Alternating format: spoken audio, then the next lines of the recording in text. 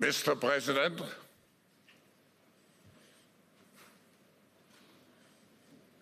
hello. What great honor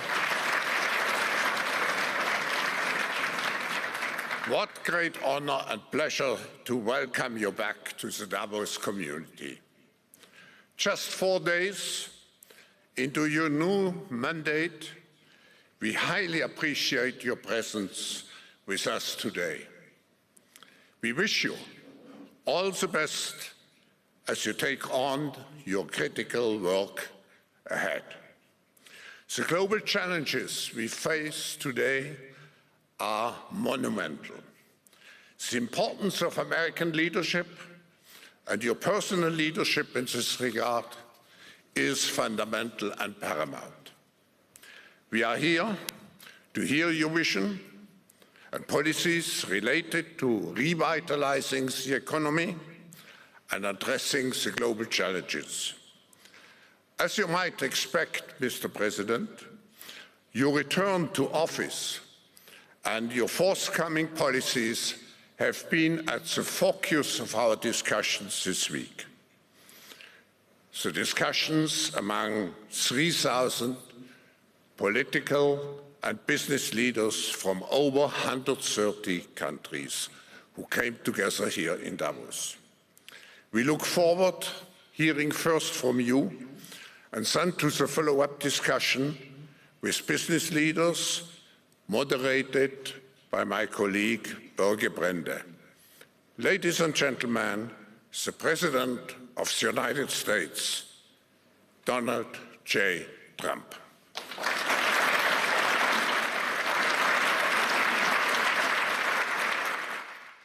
Well, thank you very much, Klaus, and hello to everyone in beautiful Davos.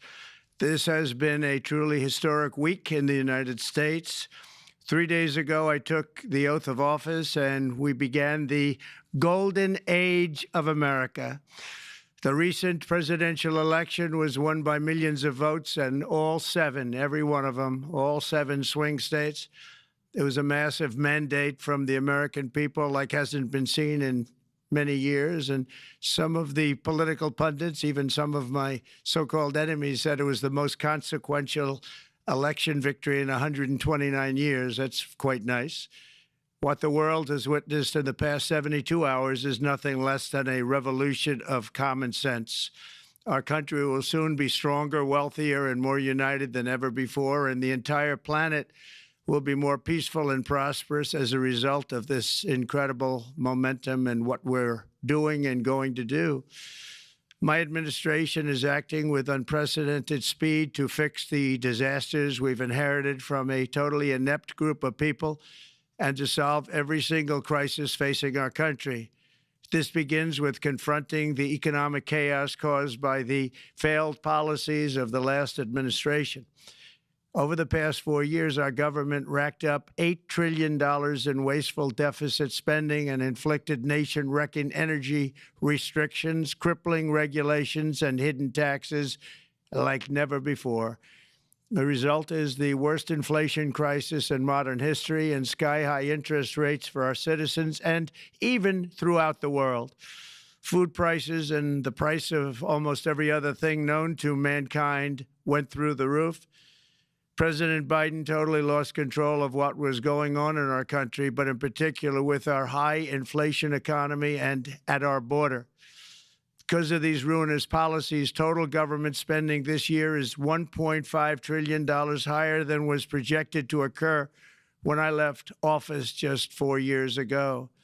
Likewise, the cost of servicing the debt is more than 230% higher than was projected in 2020. The inflation rate we are inheriting remains 50% higher than the historic target. It was the highest inflation probably in the history of our country. That's why from the moment I took office, I've taken rapid action to reverse each and every one of these radical left policies that created this calamity, in particular with immigration, crime, and inflation. On day one, I signed an executive order directing every member of my cabinet to marshal all powers at their disposal to defeat inflation and reduce the cost of daily life. I imposed a federal hiring freeze, a federal regulation freeze, a foreign aid freeze, and I created the new Department of Government Efficiency. I terminated the ridiculous and incredibly wasteful Green New Deal. I call it the Green New Scam. Withdrew from the one-sided Paris Climate Accord and ended the insane and costly electric vehicle mandate. We're going to let people buy the car they want to buy. I declared a national energy emergency, and it's so important, national energy emergency to unlock the liquid gold under our feet and pave the way for rapid approvals of new energy infrastructure. The United States has the largest amount of oil and gas of any country on earth, and we're going to use it. Not only will this reduce the cost of virtually all goods and services, it'll make the United States a manufacturing superpower and the world capital of artificial intelligence and crypto. My administration has also begun the largest deregulation campaign in history, far exceeding even the record-setting efforts of my last term. In total, the Biden administration imposed $50,000 in additional regulatory costs on the average American household over the last 4 years. I have promised to eliminate 10 old regulations for every new regulation, which will soon put many thousands of dollars back in the pockets of American families. To further unleash our economy, our majorities in the House and Senate, which we also took along with the presidency, are going to pass the largest tax cut in American history, including massive tax cuts for workers and family, and big tax cuts for domestic producers and manufacturers. And we're working with the Democrats on getting an extension of the original Trump tax cuts, as you probably know, by just reading any paper. My message to every business in the world is very simple. Come make your product in America, and we will give you among the lowest taxes of any nation on earth. We're bringing them down very substantially, even from the original Trump tax cuts. But if you don't make your product in America, which is your prerogative, then very simply you will have to pay a tariff, differing amounts, but a tariff which will direct hundreds of billions of dollars and even trillions of dollars into our treasury to strengthen our economy and pay down debt. Under the Trump administration, there will be no better place on earth to create jobs, build factories, or grow a company than right here in the good old USA.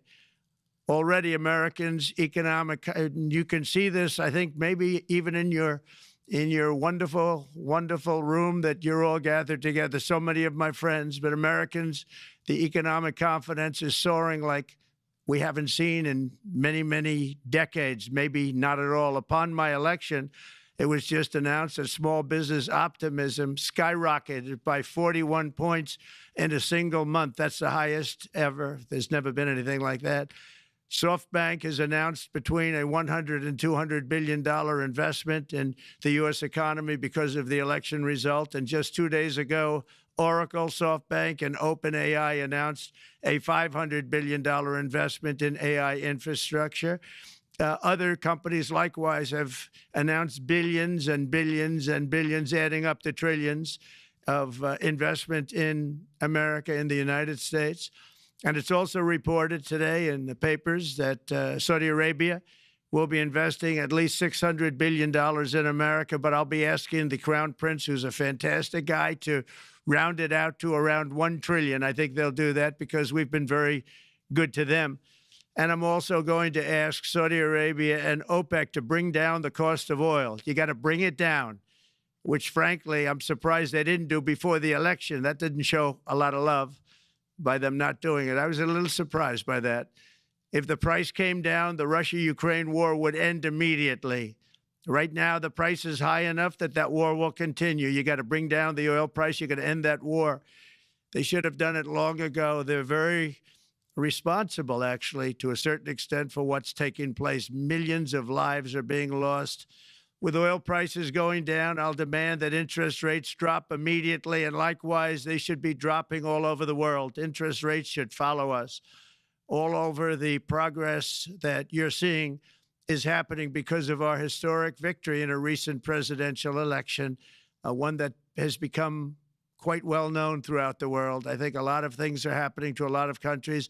They say that there's light shining all over the world since the election, and even countries that we aren't particularly friendly with are happy because they understand what there is a future and how great the future will be. Under our leadership, America is back and open for business. And this week, I'm also taking swift action to stop the invasion at our southern border. They allowed people to come in at levels that nobody's ever seen before. It was ridiculous.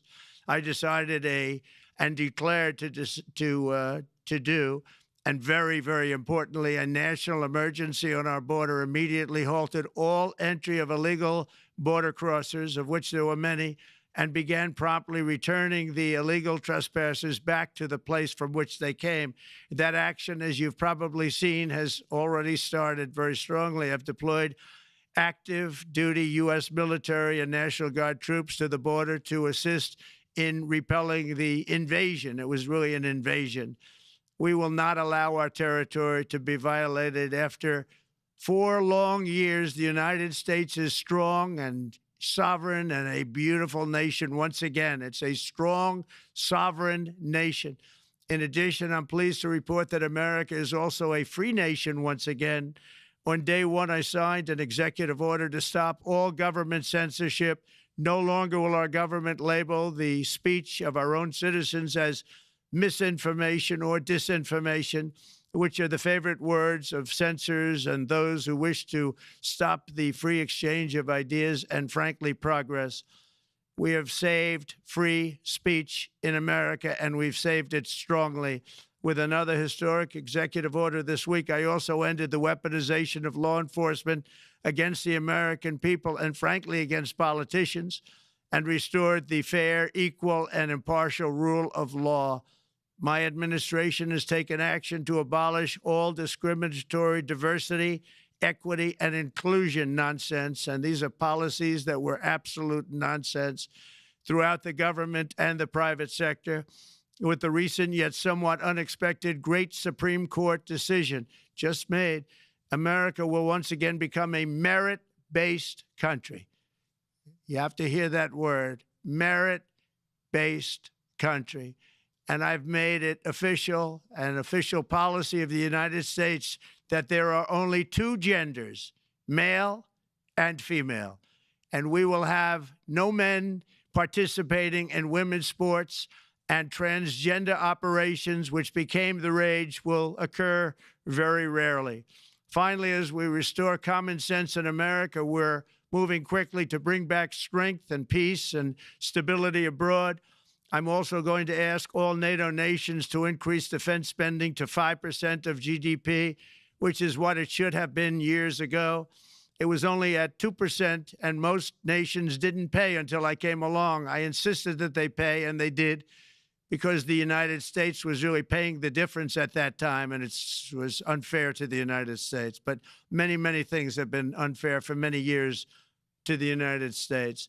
Before even taking office, my team negotiated a ceasefire agreement in the Middle East, which wouldn't have happened without us, as I think most of the people in the room know. Earlier this week, the hostages began to return to their families. They are returning, and it's a beautiful sight, and they'll be coming in more and more. They started coming back on Sunday. Our efforts to secure a peace settlement between Russia and Ukraine are now hopefully underway. It's so important to get that done. That is an absolute killing field. Millions of soldiers are being killed. Nobody's seen anything like it since World War II. They're laying dead all over the flat fields. It's a flat field farmland, and there's millions of Russians and millions of Ukrainians. Nobody's seen anything like it since World War II. It's time to end it. And here in America, we have big events coming up. Next year, we have the 250th anniversary of America's founding. I'm so honored to be president during that. That's been a big event. They've been talking about it for 10 years. We also have the World Cup, and I understand Gianni's in the room. Infantino, he was very instrumental in helping us get it. He's there with you someplace, I think, and I want to thank him for that. And then we have the Olympics coming up, which I was instrumental in getting also in my first term. And who would have known that by skipping a term, I would get the Olympics? I was upset. I said, you know, I got the Olympics to come and I won't be president. But it turned out through a stroke of luck, or whatever you might call it, that I'm going to be president during the World Cup and the Olympics and the 250th anniversary. So that's going to be 3 big events. And we've accomplished more in less than 4 days. We have really been working 4 days than other administrations have accomplished in 4 years. And we're just getting started. It's really an amazing thing to see. And the spirit and the light over our country has been incredible. Under the last administration, our nation has suffered greatly, but we're going to bring it back and make it greater, bigger, stronger, better than ever before. I want to thank everybody for being with you. I would have been there myself, except the inauguration was 2 days ago. I thought it might be a little bit quick to make it the first stop, but we'll get there one day. We hope to get there. But I do appreciate, I heard the audience is fantastic, and many of my friends are in the audience, and I will be taking questions now from some very distinguished people. Thank you all very much. Thank you very much, Mr. President, for that very powerful speech. And I think you could hear the applause all the way from Davos to the White House. But next year it will be even better, because then you can get the applause here in Davos. So we wish you welcome to our village next year. We hope to see you. Thank you very much. So we also know, Mr. President, that you open up for interaction here. We have a great panel with some of the most distinguished business people in the world. Let me start with someone that you know really well, that I think is almost a neighbor of you in Florida. Mr. Steve Schwarzman, Chairman, CEO, and co-founder of Blackstone Group. So, Steve, floor is yours. Well, Mr. President, hello, Steve. I'm sure the Crown Prince of Saudi Arabia will be really glad you gave this speech today. I hope so. You've had the busiest 4 days that anybody can imagine, and congratulations for that. My question is about some of the things I've observed here at Davos. It's a terrific forum. I've met lots of people, as usual. I think I've been here 30 years. And a lot of the European business people have expressed enormous frustration with the regulatory regime in the EU. And they attribute slower growth rates here because of numerous factors, but especially because of regulations. And you've taken a completely different approach in this area. And if you could explain the theory of what you're doing, how you're going to do it, and what you expect the outcome to be, I'd appreciate it. Well, thank you very much, and congratulations, Steve. You're a friend of mine, but on a great career. You have had an amazing career, and it continues. I just want to congratulate you. Very inspirational to a lot of people.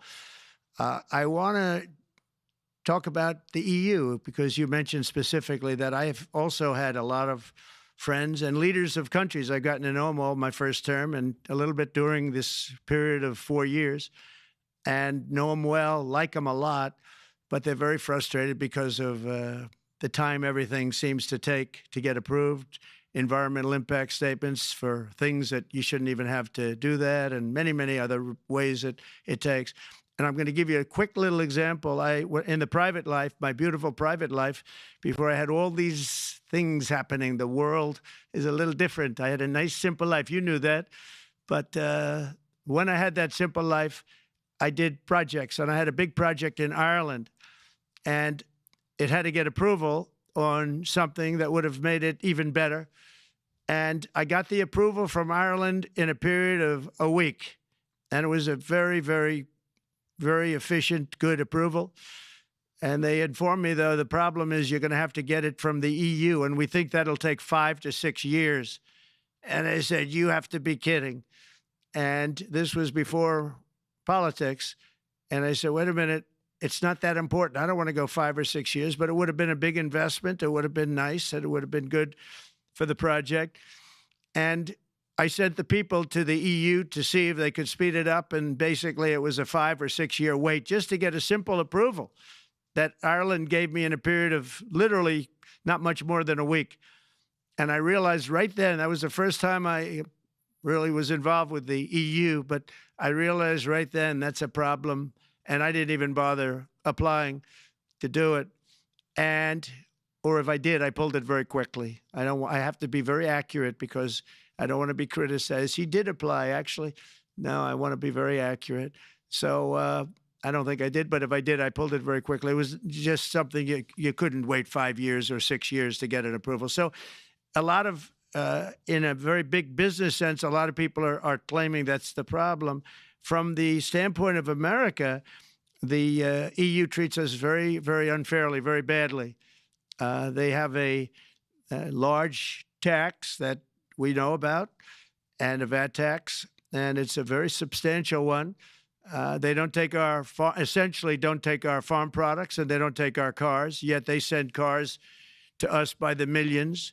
They put tariffs on things that we want to do, like, for instance, I think they actually, in terms of these are non-economic or non-monetary tariffs, and those are very bad, and they make it very difficult to bring products into Europe, and yet they expect to be selling, and they do sell their products in the United States. So we have, hundreds of billions of dollars of deficits with the EU, and nobody's happy with it, and we're going to do something about it, but nobody's happy with it. So I think the EU has to speed up their process. Friends of mine that are in some of the nations within the EU, great people, they want to be able to compete better, and you can't compete when you can't go through the approval process fast. There's no reason why it can't go faster. So, I'm trying to be constructive because I love Europe. I love the countries of Europe, but the process is a very cumbersome one.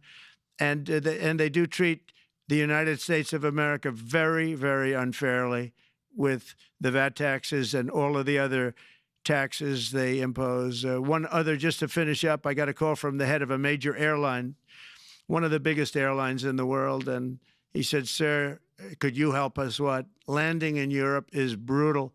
They charge us fees for everything, and it's so unfair. I said, how does it compare to China? He said, it's much worse.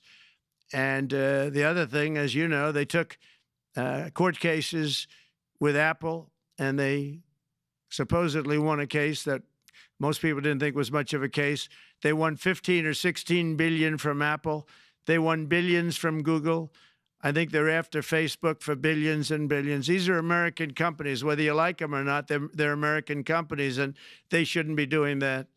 And that's, as far as I'm concerned, it's a form of taxation. So we have some very big complaints with the EU.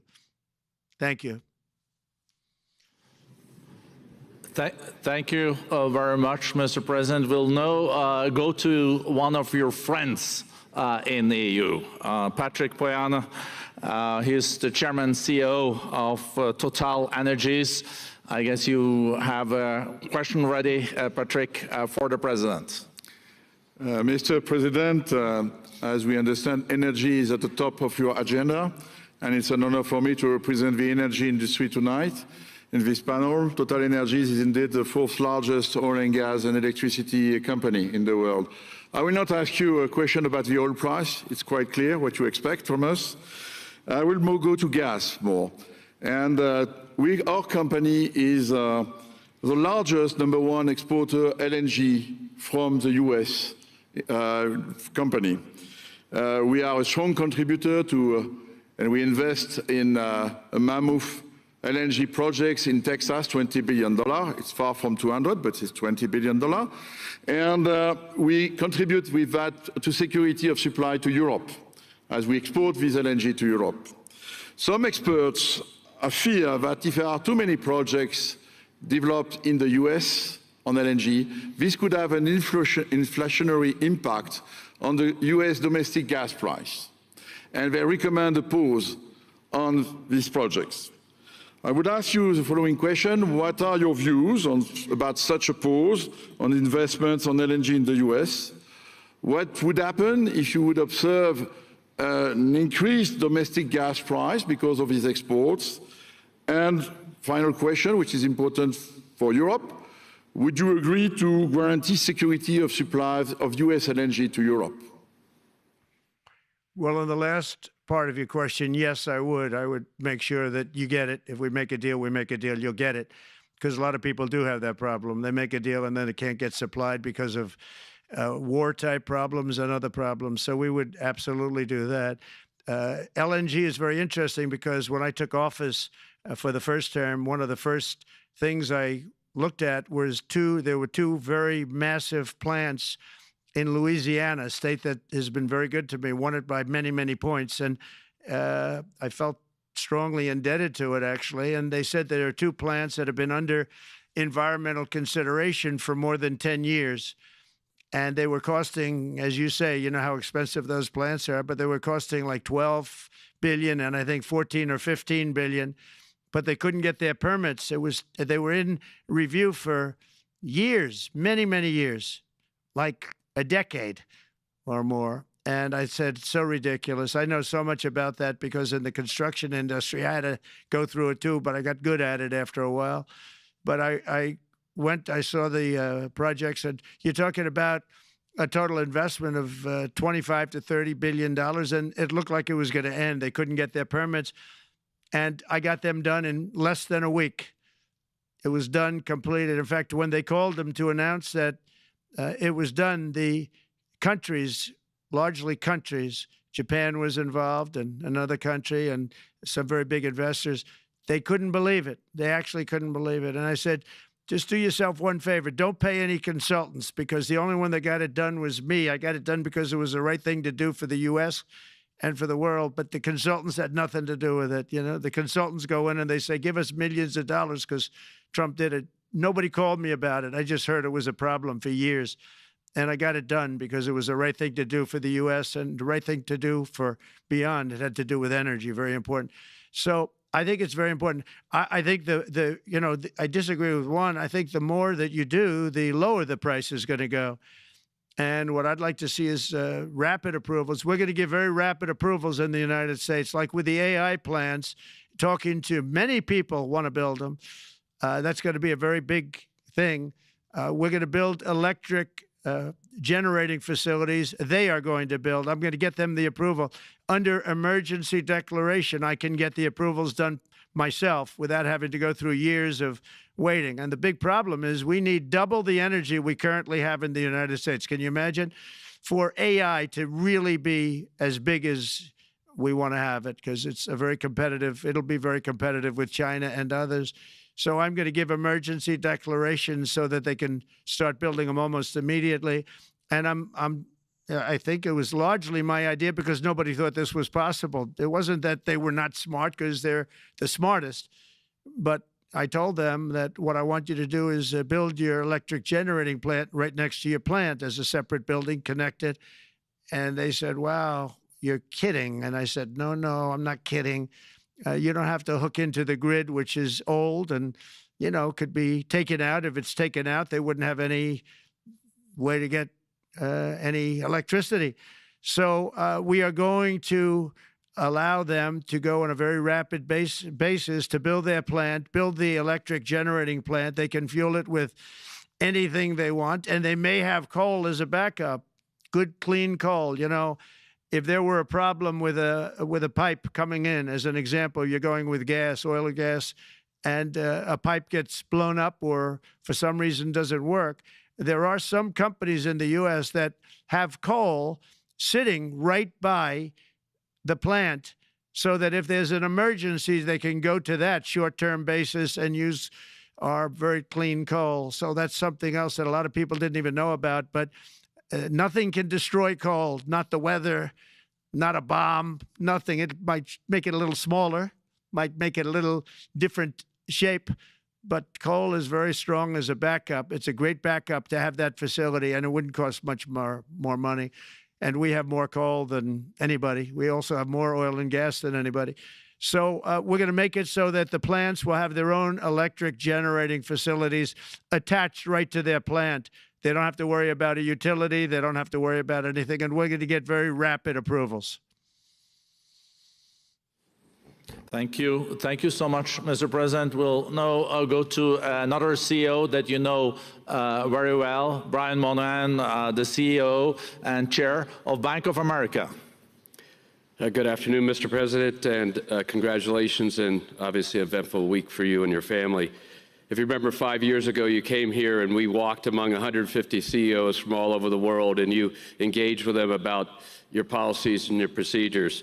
This year, you're not here, and yet this week was eventful from the orders that you mentioned earlier, literally a wave of orders coming out on immigration, on trade, and many other matters. And so, as a representative of the United States here, we got a lot of questions about what does all this mean and how would the president square this with his clear focus on growth, prosperity, market growth, stock market growth, a good bond market, and bringing down prices. So how do you think about the impact of all these orders and how fast they come out, and how you're going to balance them with that scorecard of being successful in both continuing GDP growth, bringing down inflation, and also having a good stock price appreciation for the American citizen? Well, I think it's going to actually bring down inflation. It's going to bring up jobs. We're going to have a lot of jobs. We're going to have a lot of companies moving in. You know, Brian, we're at 21%. It was at 40%, and I got it down to 21%, the corporate tax. And it was actually, if you look at state and city, it was in many cases much higher than 40%. I got it down to 21%.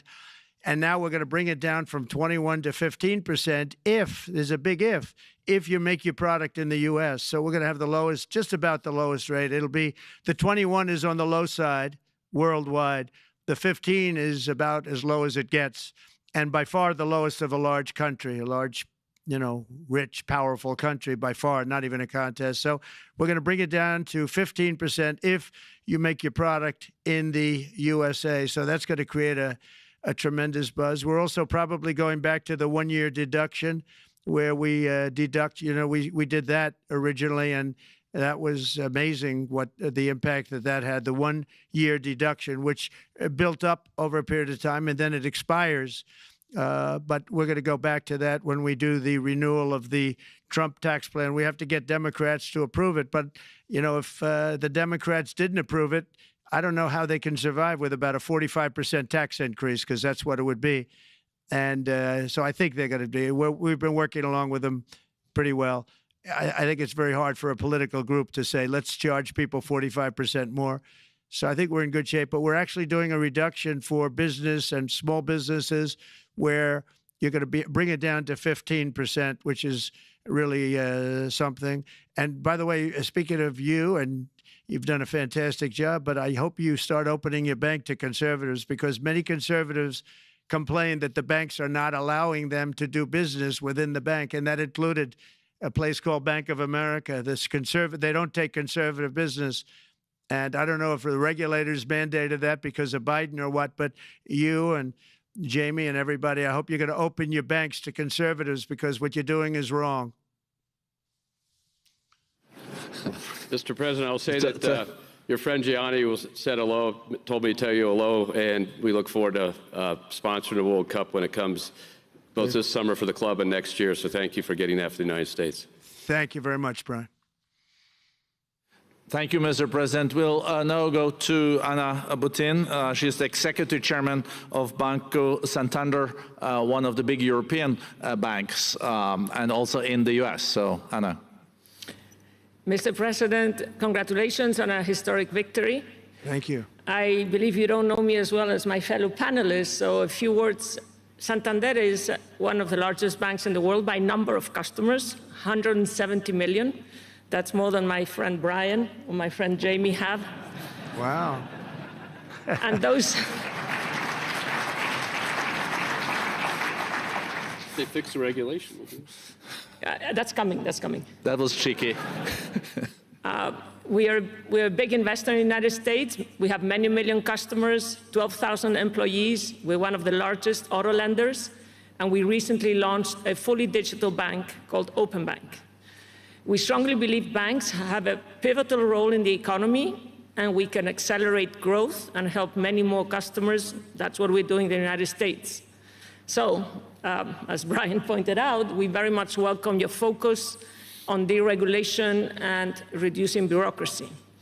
So my question is, what are your priorities in this regard, and how fast is this going to happen?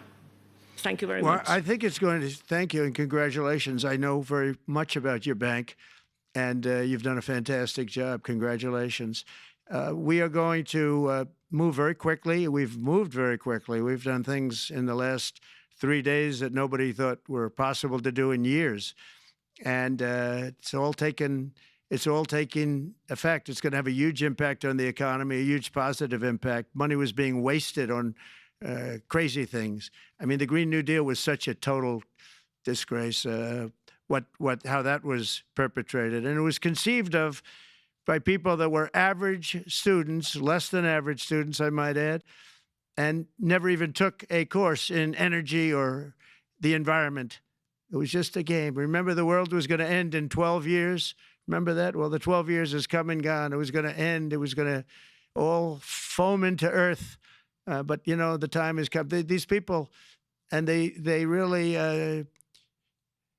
scared the Democrats large. I can't say the Republicans. The Republicans maybe could have fought harder to stop it, but it's been a tremendous waste of money. You know, during my 4 years, we had the cleanest air, we had the cleanest water, and yet we had the most productive economy in the history of our country. We had the most productive economy. Until COVID came, we had the most productive in the history of our country by far. And actually, you can look worldwide. We were beating everybody from China to everybody else. So, and we think we really now, with what we have learned and all of the other things that have taken place, we think we can even far surpass that, actually far, far surpass it. But we do, one thing we're going to be demanding is we're going to be demanding respect from other nations. Canada, we have a tremendous deficit with Canada. We're not going to have that anymore. We can't do it. I don't know if it's good for them. As you probably know, I say you can always become a state.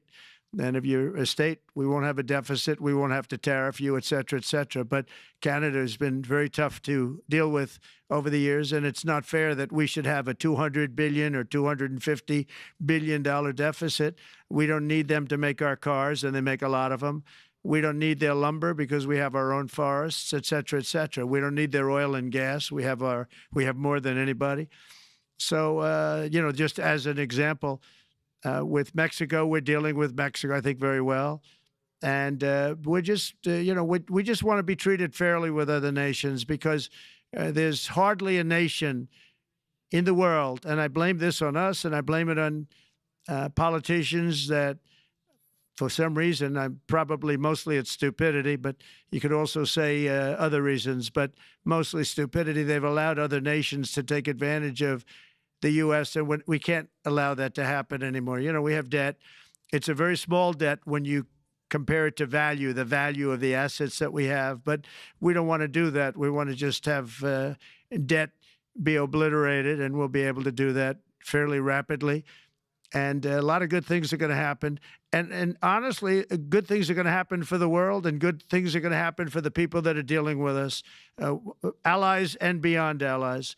One thing very important, I really would like to be able to meet with President Putin soon and get that war ended. And that's not from the standpoint of economy or anything else. It's from the standpoint of millions of lives are being wasted.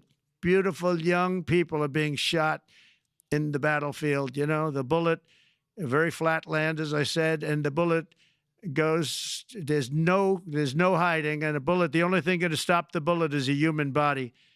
And you have to see, I've seen pictures of what's taken place. It's a carnage, and we really have to stop that war. That war is horrible.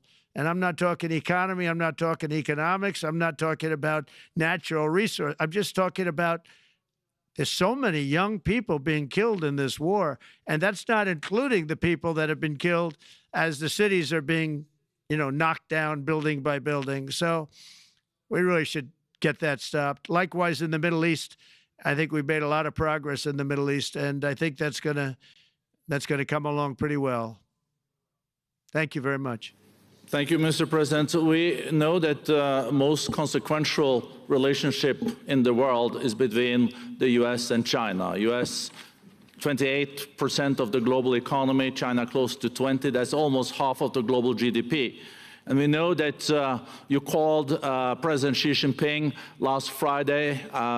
We heard that you had a good discussion. How do you see the relationship between the U.S. and China in the next 4 years under your leadership? He called me, but I see it very good. I think that we're going to have a very good relationship. All we want is fairness. We just want a level playing field. We don't want to take advantage. We've been having massive deficits with China. Biden allowed it to get out of hand. He's $1.1 trillion deficit. It's ridiculous. And it's just an unfair relationship. And we have to make it just fair. We don't have to make it phenomenal. We have to make it a fair relationship. Right now, it's not a fair relationship. The deficit is massive, as it is with other countries, a lot of Asian countries, actually. But we have deficits that are very big, and we can't keep doing that. So we're not going to keep doing that. But I like President Xi very much. I've always liked him. We always had a very good relationship. It was very strained with COVID coming out of Wuhan. Obviously, that strained it. I'm sure it strained it with a lot of people, but that strained our relationship. But we always had a great relationship, I would say, and we look forward to doing very well with China and getting along with China. Hopefully, China can help us stop the war with, in particular, Russia, Ukraine. They have a great deal of power over that situation, and we'll work with them. And I mentioned that during our phone conversation with President Xi. And hopefully we could work together and get that stopped. We'd like to see denuclearization. In fact, with President Putin, prior to an election result, which was frankly ridiculous, we were talking about denuclearization of our two countries, and China would have come along. China has a much smaller, right now, nuclear armament than us, or field than us, but they're going to be catching it at some point over the next 4 or 5 years. And I will tell you that President Putin really liked the idea of cutting way back on nuclear. And I think the rest of the world, we would have gotten them to follow. And China would have come along, too. China also liked it. Tremendous amounts of money are being spent on nuclear. And the destructive capability is something that we don't even want to talk about today because you don't want to hear it. It's too depressing. So we want to see if we can denuclearize, and I think that's very possible. And I can tell you that President Putin wanted to do it. He and I wanted to do it. We had a good conversation with China. They would have been involved, and that would have been an unbelievable thing for the planet. And I hope it can be started. Mr. President, when you're back here in Davos next year, will there be then a peace agreement with Ukraine and Russia by then? Well, you're going to have to ask Russia. Ukraine is ready to make a deal. Just so you understand, this is a war that should have never started. If I were president, it would never have started. This is a war that should have never, ever been started. And it wasn't started during there was never even talk about it. I knew that it was the apple of President Putin's eye, but I also knew that there was no way he was going in, and he wasn't going to go in. And then when I was out, bad things happened, bad things were said, a lot of stupidity all around, and you end up with what you have. Now you have all these bombed out cities. They look like demolition sites with many people killed. I think the thing that you'll see about Ukraine is that far more people have died than is being reported. And I've seen that. But far, far more people have died. When you look at a city that's become a demolition site where big buildings have been collapsed by missiles hitting them and everything else, and they say one person was slightly injured. No, many people were killed. Those are big buildings. I was surprised at how that was my business. These are buildings that go 2 and 3 blocks long. They're 20 stories high. They're big, powerful buildings, and they were knocked down, and there were a lot of people in those buildings. That announced that 2 people were injured. That's not true. So I think you're going to find that there were many more people killed in Ukraine in the Ukraine war than anybody has any idea. But if you look now, so many of the people being killed are soldiers just facing each other with guns, rifles, and drones, the new form of warfare, drones. And it's a very sad thing to see. And when you see pictures of the fields that I see, nobody wants to see it. You'll never be the same. Thank you very much, Mr. President, on behalf of all the 3,000 participants here in Davos. We really underline that joining us the 3rd day in your presidency, live taking questions here is so appreciated, and we are already ready for receiving you next year in person. So thank you very much, and all the best from Davos. Thank you. Thank you very much.